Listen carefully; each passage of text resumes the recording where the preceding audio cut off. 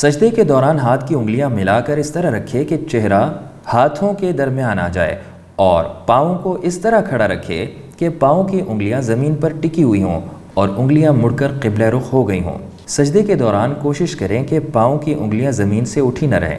اس کے بعد سجدے سے اٹھ کر اس طرح بیٹھ جائے کہ دایاں پاؤں زمین پر کھڑا ہو اور اس کی انگلیاں قبلے کی طرف مڑی ہوئی ہوں اور بائیں پاؤں کو لٹا کر اس پر بیٹھ جائے۔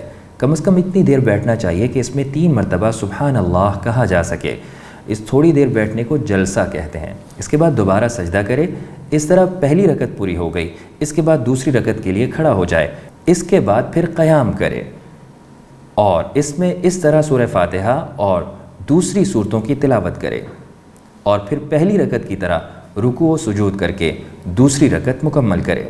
دوسری رکعت کے اس دوسرے سجدے کے بعد اس طرح بیٹھ جائے جس طرح جلسہ میں بیٹھنے کا طریقہ بیان کیا گیا ہے، مگر یہ بیٹھنا زیادہ دیر کے لیے ہوگا۔ اس میں تشہد پڑھے۔ تشہد کی دعا یہ ہے: التحیات للہ والصلوات والطیبات السلام علیک ایہا النبی ورحمۃ اللہ وبرکاتہ السلام علینا وعلی عباد اللہ الصالحین اشہد ان لا الہ الا اللہ واشہد ان محمدا عبدہ ورسولہ۔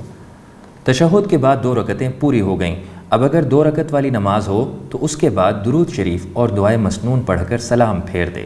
درود شریف اور دعائے مسنون در ذیل ہیں: اللہم صل علی محمد وعلی آل محمد کما صلیت علی ابراہیم وعلی آل ابراہیم انک حمید مجید۔ اللہم بارک علی محمد وعلی آل محمد کما بارکت علی ابراہیم وعلی آل ابراہیم انک حمید مجید۔ اور دعا یہ ہے: ربنا آتنا فی الدنیا حسنہ وفی الآخرۃ حسنہ وقنا عذاب النار۔ اے ہمارے پروردگار، ہمیں دنیا میں بھلائی عطا فرمائیے اور آخرت میں بھی بھلائی عطا فرمائیے اور ہمیں دوزخ کے عذاب سے بچائیے۔